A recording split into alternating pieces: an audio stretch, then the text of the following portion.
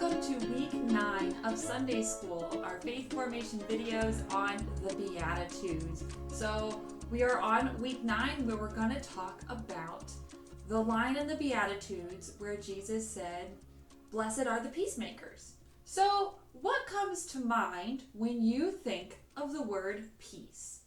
What are some things that come to mind for you? People might say, "I need some peace and quiet around here." But what does that mean? Are peace and quiet the same thing? Definitely something to wonder about.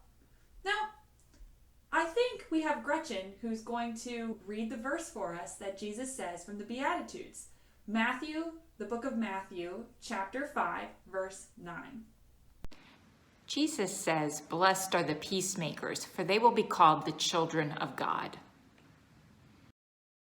Peace is so important that there are many symbols for peace around the world. People recognize doves, olive branches, peace signs, and peace hand signs as images that bring us together. In fact, if you look up peace in your emojis, you'll find a few of these symbols on your devices. We say peace to describe being calm and still and not disrupted. But the kind of peace that Jesus talked about was much more than just being calm and still and not disrupted. For Jesus, true peace was about what he and his followers called shalom. Can you say that word with me? Shalom. Now, shalom means wholeness and wellness. Shalom means that all of your needs, physical and emotional and spiritual, everything, they are met and they are lovingly cared for. Have you ever felt that kind of peace? There were many people listening to Jesus who were not experiencing this kind of shalom. And there are many people today who don't experience that shalom or peace either. Now, in Jesus' time, there was an empire called Rome. And they came in and took over a lot of people's lands, and they forced these Roman laws and customs onto anybody's whose lands they took over. Now, they called it Pax Romana. Say that with me, Pax Romana, meaning peace within Rome. And this didn't feel like peace to the people whose lands and lives they were taking over. Rome thought it was peace because they squelched anyone who thought or did things differently than they did. And it might have been quiet in Rome, but it sure didn't feel peaceful. So there wasn't conflict, but it was a fake kind of peace. I'm not sure it was really peace within Rome. So there is a long history across the world of governments taking over people and land, saying that they will bring peace and everything will be better. But instead, they impose these laws that are hurtful and not really good for everyone. To truly create peace, or shalom, for everyone, we must use our voices and what power we have to help bring justice. Not just say that we want peace, but acting on that as well. Now, have you ever heard the phrase, "no justice, no peace"? I know that phrase has been used a lot in our world lately, and that phrase has been used since, the 1970s and 80s, and it means that there won't be wholeness or peace until there is justice among us. That's what people mean when they say that. And when some of us are treated unfairly or not so well, that injustice creates trouble and oftentimes pain. So on the other hand, if there is justice, our community is safe and peaceful. And because everyone's needs are lovingly cared for and met, that's when we get to experience a sense of shalom. So God desires peace and wholeness among all people, the young and the old, the disabled and the non-disabled, among all genders, among all nations, and among all expressions of faith. Now remember, God's peace is not fake peace. It is a deep, deep, deep wholeness that is sometimes disruptive. It might change the way we live and be and do in the world. So that's why Jesus says, blessed are the peacemakers.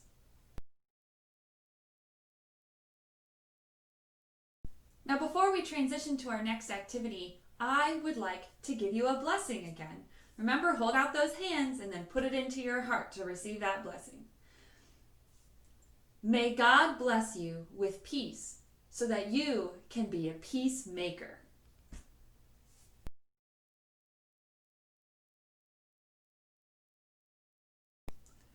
If you haven't already, I want you to go ahead and get out your coloring sheet. And we're going to ask a few of the questions on here, but you can color while you're thinking about those questions. I want you to ask yourself the question of, what does peace mean to you? What does peace mean? And what does it look like to be a peacemaker here and now? Now, in the blessing you just received, we said to receive peace so that you can be a peacemaker. So those things go kind of hand in hand. What could that mean? And why do you think there can't be peace until there is also justice? These are important questions to ask. And finally, how can you be a peacemaker in your community? There are lots of ways, big and small, that you can be a peacemaker. How can you be a peacemaker in your little corner of the world?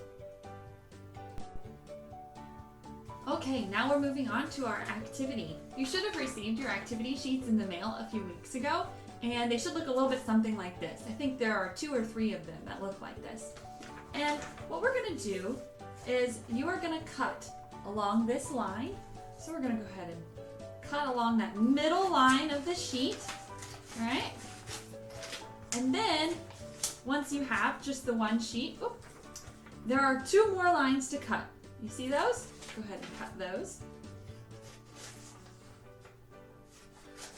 And then what you get to do is fold over each little sheet, just like that, right?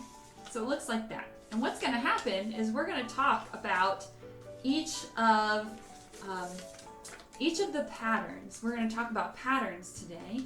You know, patterns are something that kind of happens over and over again, something that repeats. Sometimes making peace means noticing patterns of how things work in the world.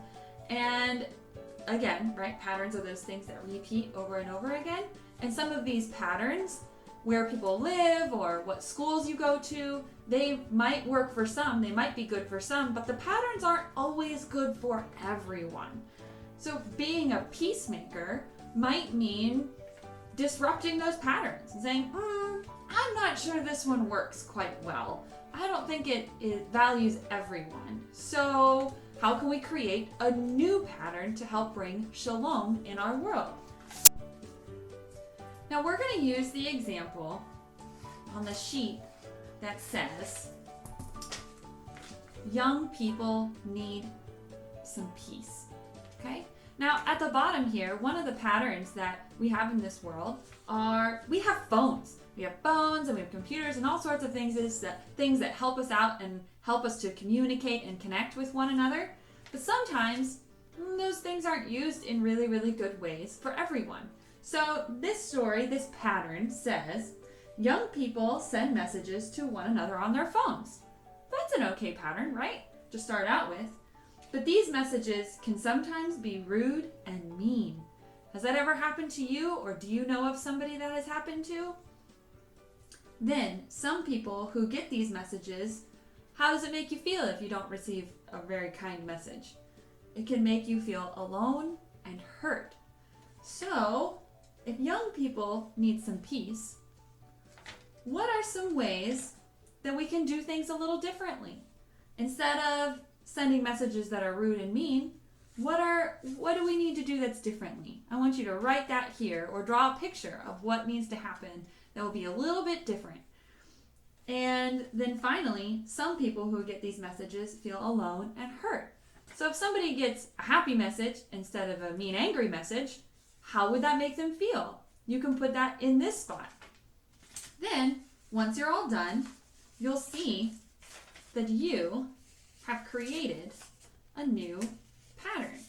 You can fold over those flaps and say, oh, that's kind of cool. The old pattern is here, but the new pattern is up here. What's a new pattern that we can create that will bring goodness and love and shalom into the world? How can we be peacemakers with a new pattern? And there are all sorts of different sheets. This one says Native Americans need some peace. This one says immigrants need peace, and you can talk about that one. How can we bring peace for all people? The planet needs some peace. So this isn't just about people. This is about the planet too. So what new patterns, this is the old pattern, what new pattern do we need to create to bring peace to the planet as well? And you can work through some of those questions, talk to your parents, talk to your siblings, or even your friends. And you know what? How can we be peacemakers in the world? And now before we go, I finally have a prayer for you. Please pray with me. God of peace, we want to be peacemakers and justice workers in your name. We want to follow your lead in creating a world where each one of us experiences true wholeness. Please show us what our next step is today in creating the peace our world needs, in creating shalom. Amen. We'll see you next time, everyone. Thanks for joining me.